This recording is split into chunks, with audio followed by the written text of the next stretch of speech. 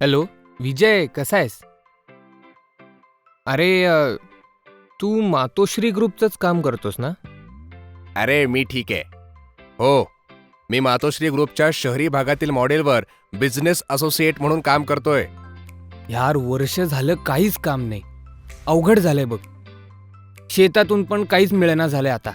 अरे माझी तरी काय वेगळी परिस्थिती होती. तुला तर शेती आहे, माझ्याकडे ती पण नाही. पण या कंपनीत लागल्यापासून माझे दिवस बदललेत बरं का. आपणच आपला बॉस.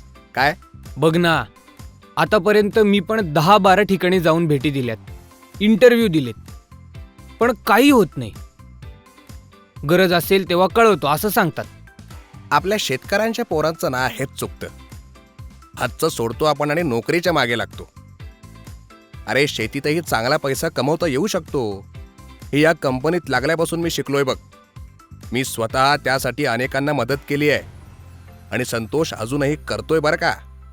म्हणजे कुठं आणि काय काम काय करतोयस तू? मी मातोश्री ग्रुप ऑफ कंपनीजच्या Exolan food bio advisors private limited या ठिकाणी बिझनेस असोसिएट म्हणजेच व्यवसाय सहाय्यक किंबहुना पार्टनर म्हणूनच शहरी मॉडेलवर काम करतो.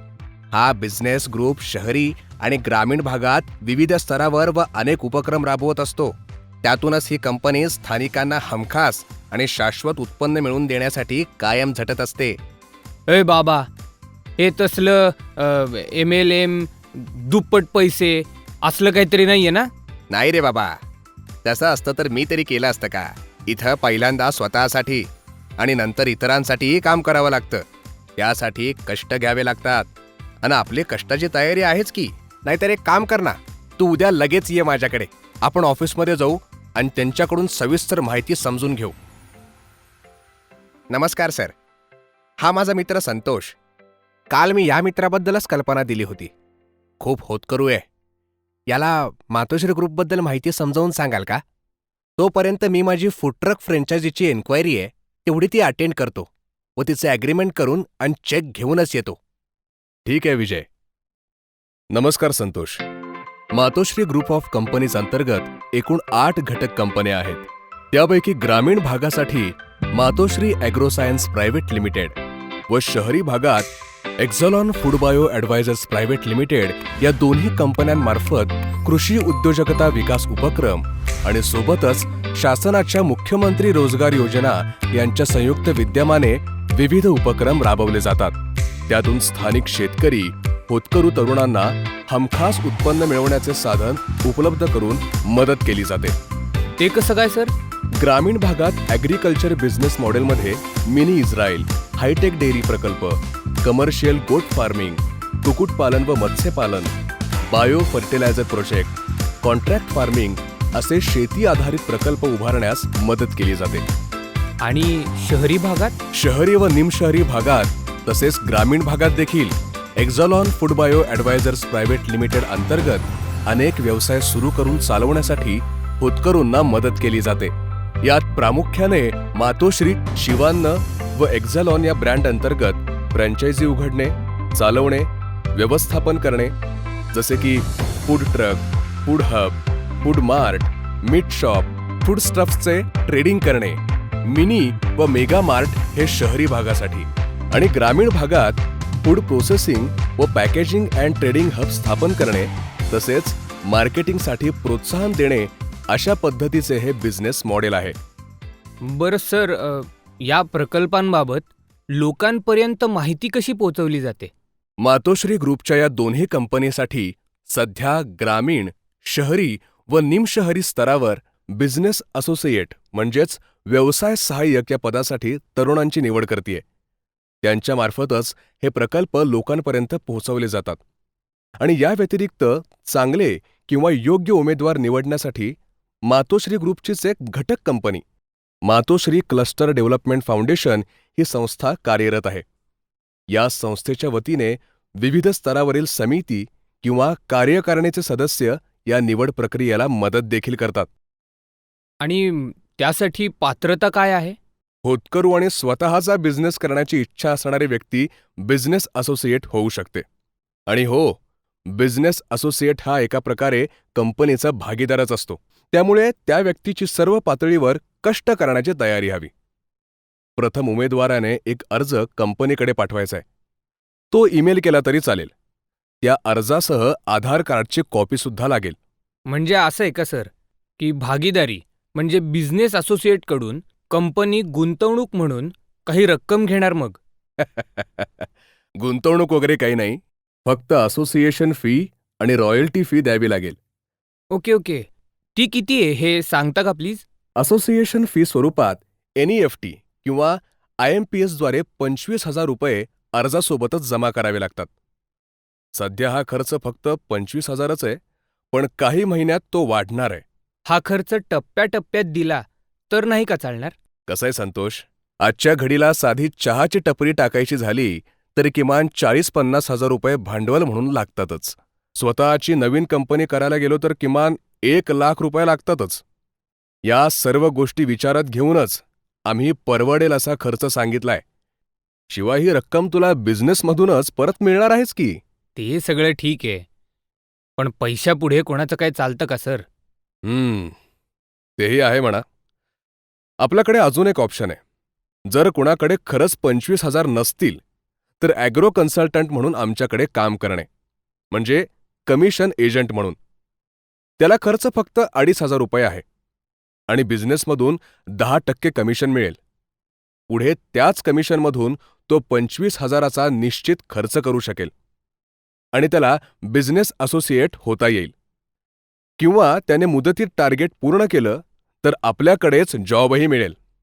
हां, पगार मात्र त्याच्या मुलाखतीवर आणि शिक्षणावर अवलंबून राहील. नको सर, ते एजंट वगैरे नको. मला मालक म्हणूनच काम सुरू करायला आवडेल. या 25,000शिवाय आणखी काही खर्च असणार आहे का? हे बघ संतोष, 25,000 एकदा भरले की तुझं ॲग्रीमेंट होईल. त्यानंतर सर्व कागदपत्रांची पूर्तता झाल्यानंतर व बिझनेस असोसिएट हा सिग्नेटरी झाल्यानंतर बँकेत जॉईंट अकाउंट उघडावे लागते. त्यासाठी बँकेच्या नियमाप्रमाणे किमान 25,000 रुपये अकाउंट उघडण्यासाठी लागतात. ते तुला ॲग्रीमेंट झाल्यानंतर 2 दिवसात कंपनीच्या मुख्य खात्यात जमा करावे लागतील. ते एकदा जमा झाले की कंपनीचा ठराव म्हणजेच रिझोल्युशनवर सही करून बँकेची प्रोसेस सुरू केली जाते. एकदा का तुझा कंपनीच्या नावाने अकाउंट नंबर जनरेट झाला की त्या अकाउंटला हे 25,000 रुपये ट्रान्सफर केले जातात. हां, ते नंतर तू काढूनही घेऊ शकतोस. पण लगेच काढलेस तर बँक चार्जेस लावेल. बरोबर ना? हो, ते तर आहेच. बँकेच्या चार्जेसचं गणितच अवघड आहे. बरं सर, एवढाच खर्च आहे ना? म्हणजे मला तसं एकदाच नियोजन करायला बरं. नाही, हा प्राथमिक खर्च आहे, जो एखाद्या नवउद्योजकाला लागतोच. हे समज की ही तुझी स्वतःची तालुक्याची कंपनी आहे आणि त्यात तू 50% भागीदार आहेस. सॉरी सर, मी तुम्हाला मध्येच थांबवतोय. पण मी जर 50% भागीदार आहे, तर खर्चही निम्मा होणार नाही का? कसं आहे संतोष, एखादी कंपनी स्थापन करायची, ती कष्ट करून 5-6 वर्ष चालवायची आणि नावारूपाला आणायची. यासाठी खूप खर्च होतो. आत्तापर्यंत आमची ही सर्व मेहनत झाली आहे. असं समज की हे एक तुला रेडीमेड प्लॅटफॉर्म 25,000त मिळतंय. कंपनीचं नाव, ब्रँड, एक्सपोजर तयार आहे. यासाठी तुला काहीच काम करण्याची गरज नाहीये.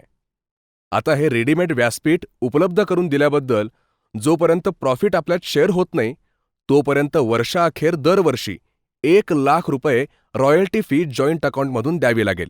म्हणजे आता ही रक्कम एकदमच द्यायची आहे का? असतील तर एकदम दिले तर चांगलेच की, पण नसतील तर ही रक्कम 4 टप्प्यात जमा करू शकता. ते पार्टनर म्हणून तुम्ही डिसाईड करू शकता. म्हणजे एकूण 1,50,000 रुपये लागतील सुरुवातीला. हो, पण त्यातील बँक अकाउंटचे 25,000 तुला परत मिळणार आहेत. तर ॲग्रीमेंटचे 25,000 तू कामातूनच वसूल करणार आहेस आणि मिळालेल्या उत्पन्नातून वर्षाला 1,00,000 रॉयल्टी देणार आहेस. मग तुला रिस्क कुठेच राहत नाही ना. एकदा नफा सुरू झाला की ही तालुका कंपनीच तुम्हाला मानधन देईल. आता उत्पन्नाचा विषय निघालाच आहे, तर मला सांगा, एक बिझनेस असोसिएट किती व कसं कमवू शकतो?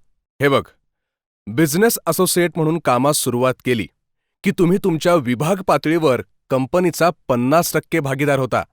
तुम्हाला तालुका पातळीवर कंपनीने डिझाईन केलेले प्रकल्प शेतकरी, महिला आणि बेरोजगार युवकांना सोबत घेऊन राबवायचे आहेत. त्यांना उभं करून द्यायचंय. त्यातून जसे उत्पन्न वाढत जाईल त्यावेळेस तुम्हाला तालुका कंपनीतून मानधन मिळेल. किती घ्यायचे हे त्याचे तुम्हीच नियोजन करणार आहात, कारण तो शेवटी कंपनी एक्सपेन्स आहे. दरम्यानच्या काळात म्हणजे मानधन मिळेपर्यंत दुसरं उत्पन्न म्हणजे तुम्ही एखादा प्रकल्प कोणासाठी उभा करून दिलात तर त्यातून 5% रक्कम स्वखर्चासाठी वापरू शकता. उदाहरणार्थ, एखाद्या शेतकऱ्याने तुमच्या मार्गदर्शनाखाली आपल्या कंपनीच्या माध्यमातून 100 शेळ्यांचा प्रोजेक्ट उभा केला, तर शेळी खरेदी विक्रीच्या किमतीवर 5% एवढी रक्कम तुम्ही जॉईंट अकाउंटमधून घेऊ शकता. असे बरेच कमावण्याचे मार्ग आहेत. ते ट्रेनिंगमध्ये तुम्हाला सविस्तर सांगितले जातीलच. ओके. सर, थोडं अजून कामाचं स्वरूप सांगाल का? हो, आपल्यासाठी अगदीच सोपं आहे. तुम्हाला सर्व रेडी करून दिलंय. कसंय संतोष, बिझनेस असोसिएटचे मुख्य काम त्यांच्या तालुका पातळीवरील होतकरू, गरजू शेतकरी, तरुण किंवा महिला बचत गट तसेच कोणी प्रकल्प सक्षमरित्या चालवू शकेल अशा व्यक्तींची निवड करणं आहे. त्यानंतर त्यांना आपल्या सर्व प्रकल्पांबाबत सविस्तर माहिती द्यायची आहे. तसेच त्यांची आवश्यक तिथे प्रशिक्षणाची सोय करणे, त्यांना प्रकल्प